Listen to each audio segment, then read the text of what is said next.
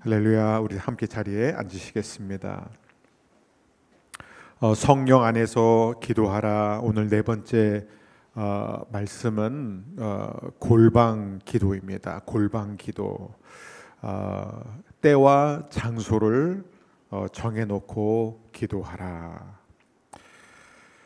오늘 우리가 함께 읽을 두 대표적인 성경 말씀은 마가복음 1장 35절 그리고 누가복음 5장 16절입니다. 우리 한 절씩이기 때문에 우리 한 목소리로 함께 읽겠습니다. 마가복음 1장 35절.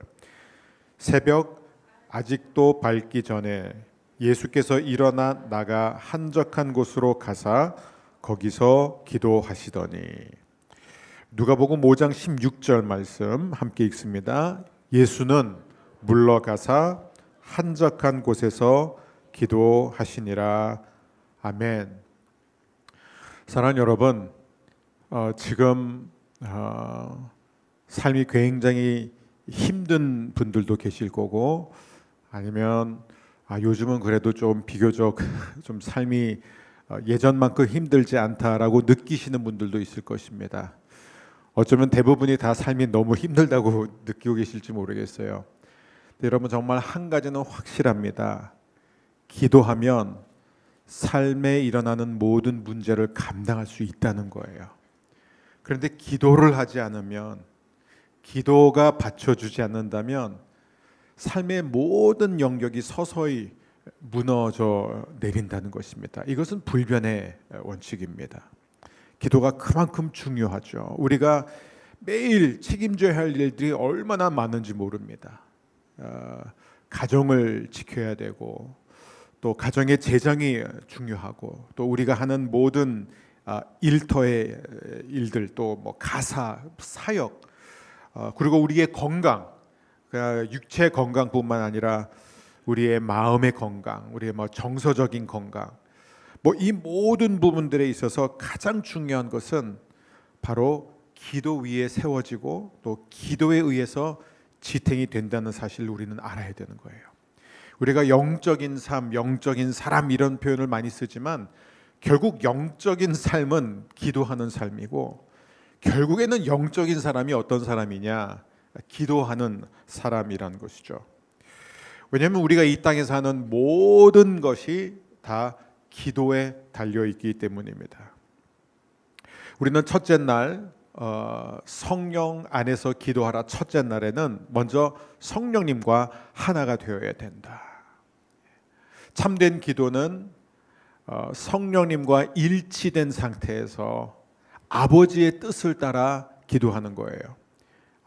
하나님과 하나가 되면은 모든 게 자연스러워집니다. 내가 아버지의 뜻을 따라가려고 굉장히 노력하고 애쓰는 게 아니라 내 뜻이 아버지의 뜻이 되는 거예요. 왜냐하면 아버지의 뜻이 나의 뜻이 되어 있기 때문에. 그래서 너무 자연스러운 거예요. 이게 내 뜻인지 아버지의 뜻인지, 이게 아버지가 원하시는 건지 내가 원하는 건지 헷갈릴 정도로 그렇게 성령 하나님과 일치가 된 상태에서 기도하는 것, 우리가 여기까지 갈 수 있으면 이게 얼마나 귀한지 모릅니다. 그래서 우리가 2주 동안 계속해서 성령 안에서 기도하는 그 방법, 그 실제를 배워가고 있습니다. 둘째 날은 우리의 영혼육을 알라. 우리의 영은 이미 하나님의 모든 충만함으로 채워졌습니다. 근데 문제는 우리의 혼과 우리의 몸이 아직까지 하나님께 내어드리지 않은 영역이 너무나 많다는 것입니다. 그래서 어떻게 해서든지 우리의 영을 장악하고 계신 하나님께서, 하나님의 영이 우리의 혼과 마음까지도 장악하고, 그래서 우리가 그리스도 예수가 나타나는 그날에 우리의 영뿐만 아니라 혼과 몸도 흠없이 보존되는 것입니다. 우리가 자라나가는 것이죠. 그 다음에 세 번째 날의 말씀은 우리가 쉬지 않고 기도해야 된다. 어떻게 해요? 일상의 삶 속에서 모든 것을 놓고 매 순간 기도하는 겁니다. 그러니까 이걸 바꿔 말하면 일상 기도 이렇게 표현할 수 있죠. 자, 오늘은 여러분과 또 하나의 성령 안에서 드리는 기도에 있어서 반드시 필요하고 중요한 기도인 골방 기도에 대해서 나누고자 합니다. 어제 나눴던 이 쉬지 않는 기도, 일상 기도는 어떻게 보면은 그냥 즉흥적인 기도예요. 그때 떠오르는 대로, 생각나는 대로, 보이는 대로, 들리는 대로, 느끼는 대로 그냥 계속 하나님과 이야기를 하는 것이죠. 즉흥적이고 유동적이고 굉장히 자연스러운 기도입니다. 자연스러운 기도예요. 네. 근데 일상 속에서 하는 이런 기도는 아무 때나 할 수 있고 어디서나 할 수 있어요. 그게 참 좋아요. 참 좋습니다. 그러니까 운전하면서도 이런 기도할 수 있고 화장실에서 또 이런 일을 할 수 있어요. 화장실만큼 좋은 기도 공간 없습니다. 제가 정말 그 잊혀지지 않는 그 세 가지, 갑자기 나만의 공간, 그다음에 힘의 집중, 그다음에 배설의 쾌감, 이 세 가지가 다 주어진 거기서 정말 우리가 하나님 앞에 자연스러운 기도를 할 수 있는 것이에요. 그리고 또 우리는 일하면서도 얼마든지 기도하고 공부하면서도 기도하고 마음속으로도 기도할 수 있고 심지어 설거지하면서도 기도하고 침대에 누워서 찬양을 들으면서도 할 수 있는 기도가 바로 이런 일상 기도예요. 일상 기도. 하지만 이게 기도의 전부도 아니요. 기도의 전부가 되어서는 안 됩니다. 그건 위험한 거예요. 골방 기도가 반드시 필요합니다. 이 골방 기도란 다름이 아니라 내가 기도를 위해서 시간과 장소와 어떤 준비 과정과 분위기를 만들어내는 것입니다. 어떤 환경에서도 일상 기도는 가능하지만 골방 기도는 특정 환경에서만 가능합니다. 어떤 사람은 굳이 이런 골방 기도가 필요할까?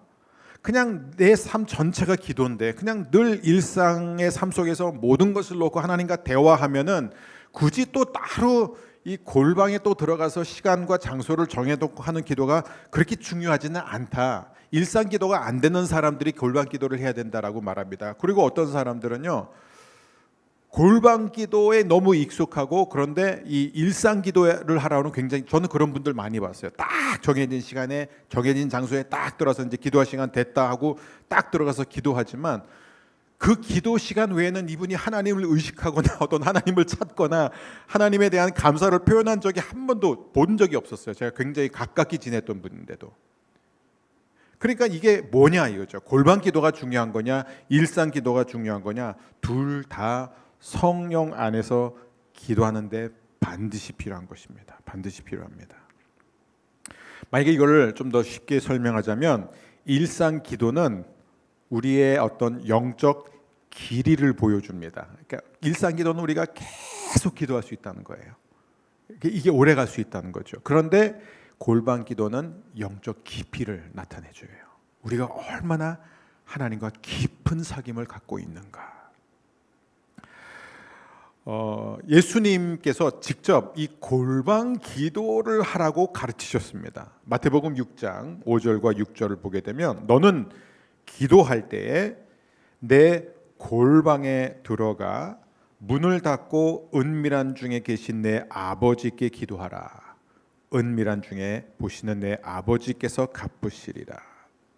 그리고 우리 주님은 그냥 골방에 대해서 가르치셨을 뿐만 아니라 예수님의 공생의 전체가 골방 기도를 몸소 실천하셨던 그런 삶이었습니다. 마가복음 1장 35절 아까 우리가 읽었지만 새벽 아직도 밝기 전에 때가 있어요. 주님이 딱 정해하신 때가 있습니다. 그때 어떻게 하시냐? 예수께서 일어나 나가 한적한 곳으로 가사 거기서 기도하시더니, 이 한적한 곳이라는 것은 단지 그냥 사람들이 많이 다니지 않는 곳일 뿐만 아니라 예수님이 정해놓은 곳이라는 거예요. 예수님이 즐겨 사용하는 장소가 있었다는 것입니다. 누가복음 5장 16절 예수는 물러가사 또 한적한 곳에서 기도하시니라. 여러분, 근데 이 골방 기도는요, 훈련이 필요합니다. 왜 훈련이 필요할까요? 사실 일상 기도에 대해서는 성도님들이 그렇게 불편해하지 않아요. 그래 내가 매 순간 내 안에 계신 성령님을 의식하고. 여러분 어떠셨어요? 어제 하루 보내면서 더 성령님을 의식하시면서 보냈습니까? 여러분, 내가 평소보다 어제 말씀 듣고 내가 조금은 더 내 안에 계신 성령님을 의식하면서 살았다 하는 분 한번 손 들어주세요. 이거는 뭐 솔직하게 손 드세요. 네. 그럼 손 안 드신 분은 뭐예요? 어제 말씀을 들었는데 나는 전혀 늦지 않았습니다. 아침마다 새롭고 늘 새로운 주님의 은혜가 오늘도 우리를 기다리고 있습니다. 계속 이게 하루아침에 되지 않습니다. 계속해서 그래, 내 안에 성령님이 계시지, 그렇죠? 내 안에 하나님이 나를 다 보고 계시지. 그분을 의식하면서 살 때 여러분 정말 이게 참 제일 신기한 건 내가 혼자 있어도 혼자가 아니란 걸 금방 알 수 있다는 거예요. 절대 혼자가 아니라는 거예요. 이거는 혼자 사시는 분들이 더 이렇게 절감할 수 있어요. 제가 유학 생활할 때 이걸 너무 많이 경험했어요. 여러분, 사실 혼자 살 때 제일 싫은 게 뭐냐면 빈 집에, 불 꺼 있는 집에 혼자 불 켜고 들어가는 거잖아요. 그렇죠. 근데 정말 유학 생활을 할 때 제가 굉장히 그런 하나님과 깊은 사귐이 있는 기간에 보면은 빈 집인데도 마치 정말 저는 이 계단을 뛰어 올라가면서 불을 켜움과 동시에 성령님 저 왔습니다, 이렇게 정말 기쁘게 할 수 있다는 게 뭐냐면 정말 그분이 나와 함께 하시는 것을 느끼기 때문입니다. 여러분 모두가 다 오늘 더 강렬하게 여러분 안에 계신 하나님의 충만함을 느끼고 누리며 사시게 되기를 주의 이름으로 축복합니다. 일상 기도는 우리한테 좀 우리가 그래, 그게 말이 맞다, 그래, 뭐 이해가 된다. 그래서 우리가 좀 더 이렇게 일상 기도 속에서 정말 하나님과 친해지는 그런 거를 쌓는 데는 괜찮은데 골반 기도는요 의외로 어렵다는 거예요. 왜 그런 줄 아세요? 우리는 항상 시간이 모자르기 때문이에요. 정말 우리는 늘 시간에 쫓깁니다. 해야 할 일들은 너무 많은데 몸은 하나예요. 그러니까 이게 도저히 할 수 없다고 생각하기 때문에.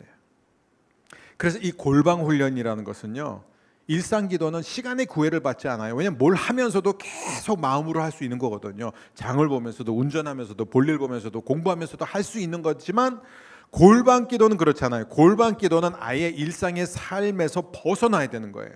내가 지금 하고 있던 그 일을 중단해야 되는 거예요.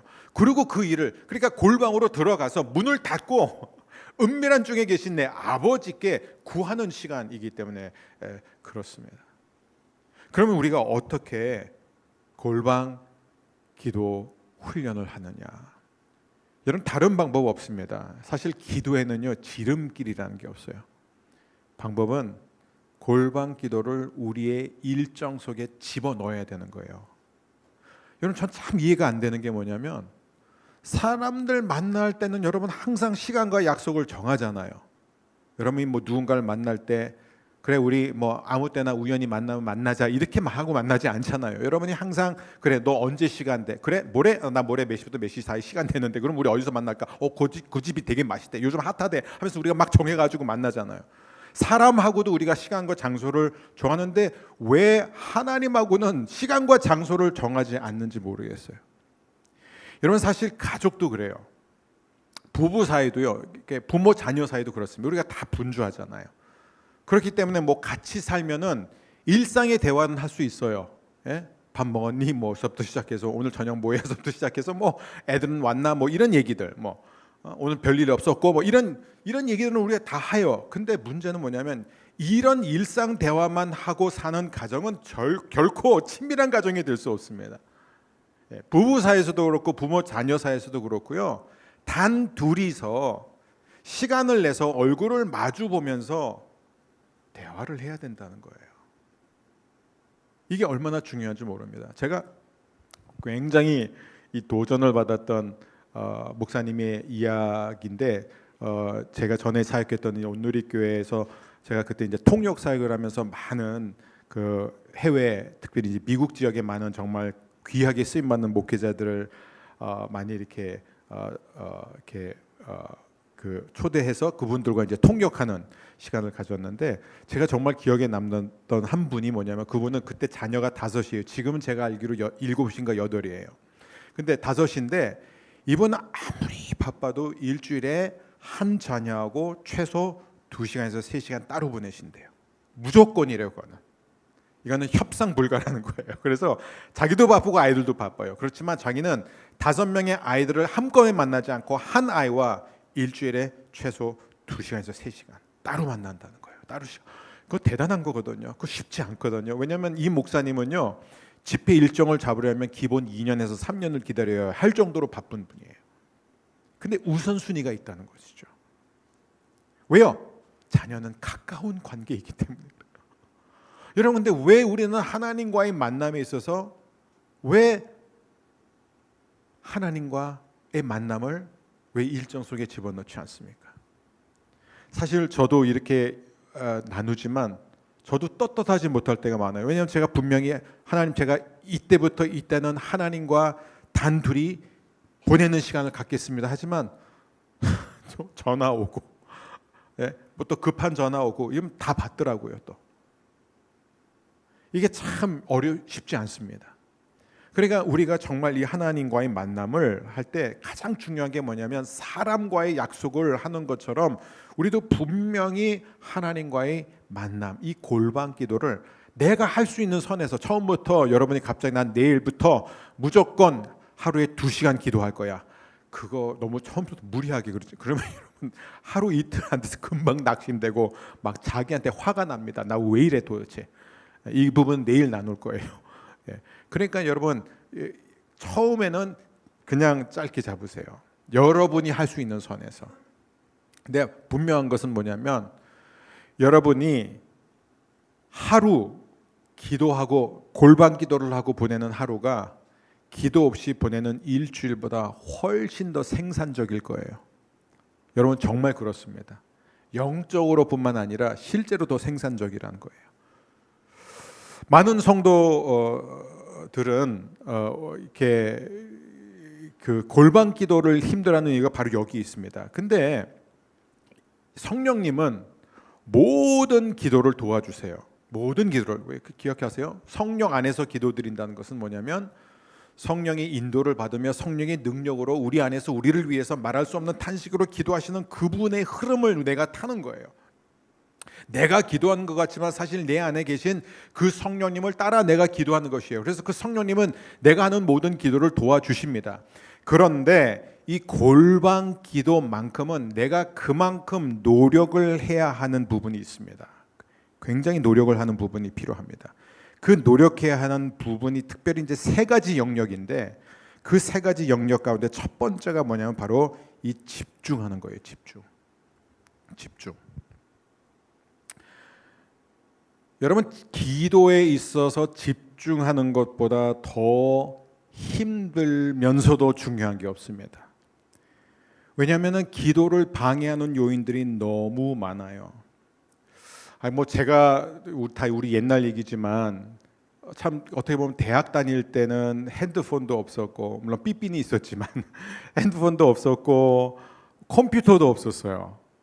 그러니까 정말 우리는 그런 이렇게 뭔가 어떤 기기에 매여 있는 삶이 아니라 사람 중심의 삶, 그리고 그냥 약속하고 편지 쓰고 기다리고 이런 삶이 익숙했는데, 사실 지금은 이렇게 설교 제가 한 편을 준비하거나 아니면 잠깐 기도를 하기 위해 자리에 앉아도 어떤 때는 정말 2-3분 간격으로 계속 카톡이 옵니다. 그래서 제가 한 게 뭐냐면 다 꺼버렸어요. 알람을 다 꺼요. 왜냐하면 기도하는 시간만큼 그걸 켜놓으면요, 기도할 수가 없기 때문이에요. 너무 우리를 방해하는 것들이 많아요.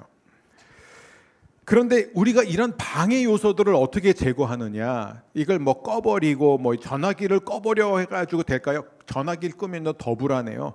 내가 전화기를 끈 사이에 급한 전화가 오면은 어떡하지 하고 더 불안해서 더 기도가 안 됩니다. 그래서 이런 환경 속에서 우리가 어떻게 정말 골방 기도에 집중하는 것을 할 수 있느냐? 방법은 하나밖에 없습니다. 그게 어디에 나오냐면 어저께 본 말씀이에요. 빌립보서 4장 6절 7절 말씀 우리 함께 읽겠습니다. 아무것도 염려하지 말고 다만 모든 일에 기도와 간구로 너희 구할 것을 감사함으로 하나님께 아뢰라. 그리하면 모든 지각에 뛰어난 하나님의 평강이 그리스도 예수 안에서 너희의 마음과 생각을 지키시리라. 아멘. 여러분, 이 말씀을 보세요. 아무것도 염려하지 말고 다만 모든 일에 기도와 간구로 너희 구할 것을 감사함으로 하나님께 아뢰라 라고 되어 있습니다. 여러분, 결국 방법은 하나예요. 나의 모든 필요를 주님께 아뢰는 것입니다. 오늘 이거 한 가지만 나누고 싶습니다. 나머지 두 가지는 내일 나눌 거예요.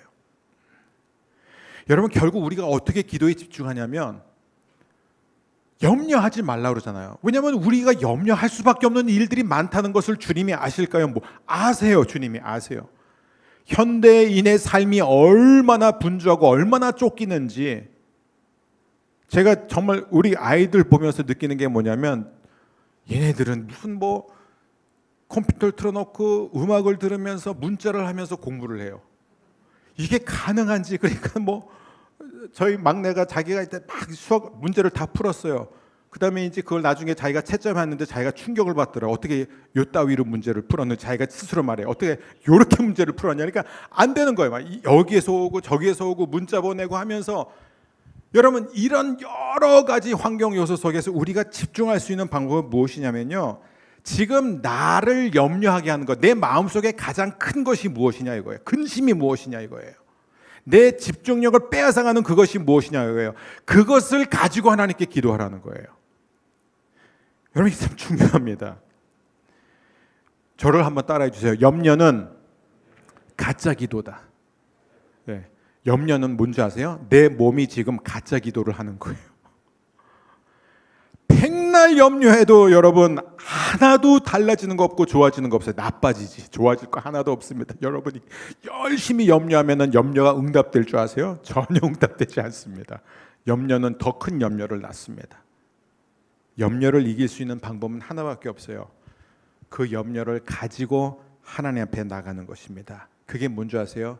그게 기도와 간구예요. 그게 기도와 간구예요.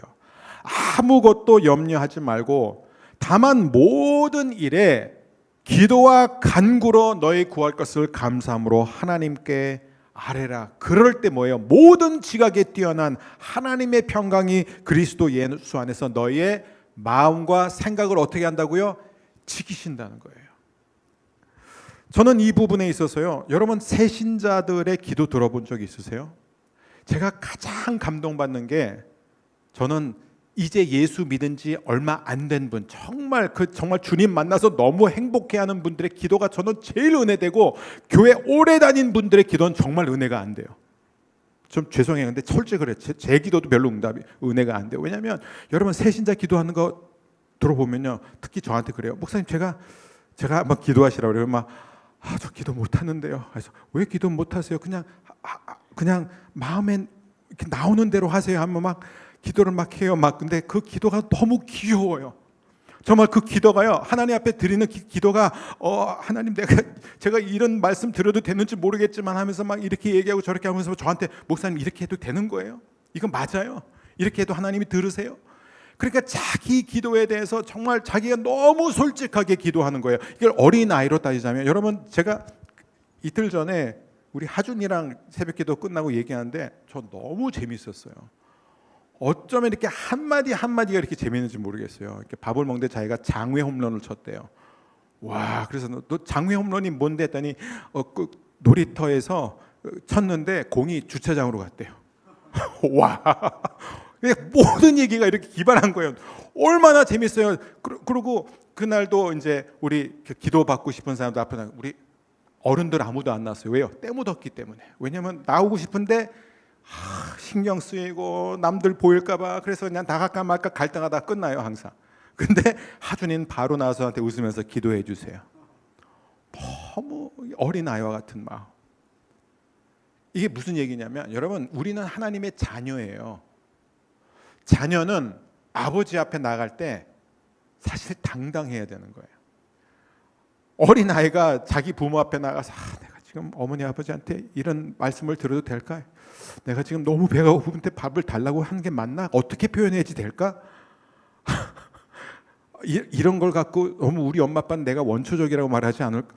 이런 생각을 안 한다는 거죠. 아이들은요, 그냥 너무 당당하게 자기 필요를 갖고 엄마 아빠 앞에 정말 우리가 볼 땐 그러니까 부모 입장에서 얘 좀 봐라. 뭐 자기가 뭘 맡겨놨듯이 뭐 굉장히 당당하게 권리 있게 항상 요구하잖아요. 근데 부모는 그런 아이들, 그런 자녀들이 사랑스러운 거예요. 여러분, 육신의 부모도 그런데요. 하물며 하나님 아버지는 어떤 분이냐? 너무나 많은 사람들은요, 하나님께 어떤 것을 갖고 막 요청을 하고 기도하고 간구할 때, 이게 욕심 아닌가? 내가 너무 무리한 게 아닌가 이런 생각을 해요. 저는 이런 성도님들도 봤어요. 자꾸 하나님 앞에 뭔가를 이렇게 달라 하는 게 굉장히 자기 중심적이고 굉장히 미숙한 그런 모습 아니냐 이거예요. 이제는 뭔가 이렇게 하나님의 영광을 위해서 구하는 그런 기도를 해야지, 하나님께 뭔가를 요청하는 것은 마치 지금 내가 하나님께 뭔가를 달라고 그러면은 하나님이 다른 사람에게 갈 것을 나에게 돌려서 주시는 그런 걸로 우리가 생각해요. 심지어 하나님이 남의 것을 빼앗아서 나한테 주시는 것처럼 그렇게 죄송스럽게 생각하는 사람들이 참 많아요. 이런 분들은 아무런 기도도 하지 못합니다. 여러분, 우리 주님은 그런 분이 아닙니다. 예를 들어서 제가 받은 질문 가운데 회사에서 승진시켜달라고 하는 기도가 욕심의 기도냐는 질문이에요. 제가 그랬어요. 그건 결코 이기적인 기도 아니다라는 거예요. 왜요? 저는 우리 성도님들 하나님께서 일하실 때 저는 하나님께서 정말 회사에서 인정받고 승진시켜달라고 그렇게 청년들 위해서 기도를 늘 그렇게 해요. 회사에서 정말 인정받고 승진시켜달라고 기도합니다. 하나님께서 우리를 승진시켜 주시는 데 있어서 승진할 수 있는 다른 사람을 끌어내리면서 우리를 승진시키시는 하나님이 아니라는 거예요. 왜 우리가 이렇게 막 시험 때만 되면 막 기도하잖아요. 그럼 그게 이기적인 기도입니까? 우리 아들 꼭 시험 잘 보게 해주세요. 대학 꼭 붙게 해주세요. 근데 어떤 분은 그래요. 난 그렇게는 기도 못하겠다. 그렇게 기도하면 남의 자식은 떨어뜨리라는 얘기 아니냐. 예? 그러니까 그냥 하나님의 뜻대로 해주세요. 이게 맞다라고 생각하는 분들도 있어요. 절대 그렇지 않습니다. 하나님은 우리의 기도를 들어주기 위해서 다른 사람에게 갈 축복을 그걸 막거나 그걸 빼앗아서 우리한테 주시는 분이 아니라는 거예요. 하나님은 우리에게 무한하게 모든 좋은 것을 부어주시는 분인 줄 믿습니다. 그래서 여러분, 오늘 제가 하는 얘기가 아니라 이 빌립보서는 제가 쓴 게 아니에요. 레위기의 일부는 제가 썼을 수 있어요. 제가 뭘 썼다면. 그렇지만 빌립보서는 성령의 감동으로 바울이 쓴 것입니다. 무슨 얘기입니까?